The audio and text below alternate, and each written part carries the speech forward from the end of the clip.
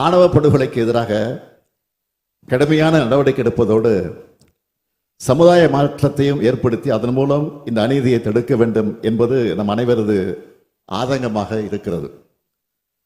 ஆணவ படுகொலை நடைபெறும் போது அது தொடர்பான வழக்குகள் அனைத்திலும் கடுமையான பிரிவுகள் பயன்படுத்தப்பட்டுள்ளன. ஆனால் இப்படுகொலைக்கு சாதி மட்டுமே காரணமல்ல, இன்னும் பல காரணங்களும் இருக்கின்றன. எதன் பொருட்டு நடந்தாலும் கொலை கொலைதான். அதற்கான தண்டனைகள் மிக மிக கடுமையாக தரப்பட்டு வருகின்றன. சம்பந்தப்பட்ட குற்றவாளிகள் உடனடியாக குண்டர் தடுப்பு சட்டம் உள்ளிட்ட கடுமையான நடவடிக்கை எடுக்கப்பட்டு கைது செய்யப்பட்டிருக்கிறார்கள். யாரும் எவரும் எதன் பொருட்டும் செய்த குற்றத்திலிருந்து தண்டனை இல்லாமல் தப்பிவிடக்கூடாது என்பதை காவல்துறைக்கு உத்தரவாக போட்டுள்ளோம். எனவே சட்டம் தன்னுடைய கடமையை செய்கிறது.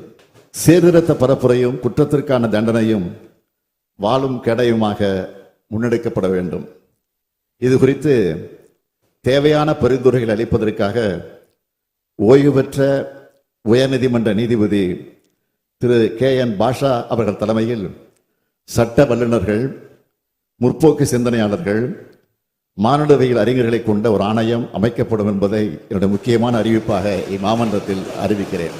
இந்த ஆணையம் அரசியல் இயக்கங்கள், சட்ட வல்லுநர்கள், சமூக செயற்பாட்டாளர்கள், பாதிக்கப்பட்ட மக்கள் என அனைத்து தரப்பினர் கருத்துக்களையும் பெற்று இப்பொருள் குறித்து உரிய பரிந்துரைகளை வழங்கும். அதன் அடிப்படையில் தமிழ்நாடு அரசு ஆணவ படுகொலை தடுக்கும் நோக்கில் உரிய சட்டமேற்ற தேவையான நடவடிக்கைகள் எடுக்கும் என்று உறுதியளித்து அமைகிறேன்.